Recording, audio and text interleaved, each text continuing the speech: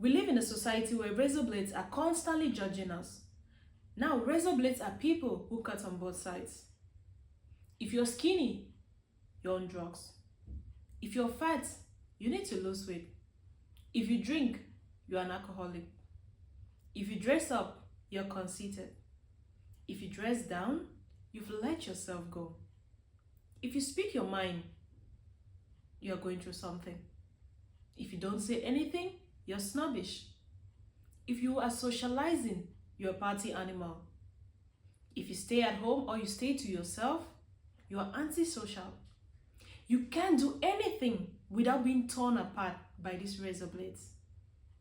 We live in a society where people can't survive without judging the next person. So, be yourself and don't let the opinions of others let you down.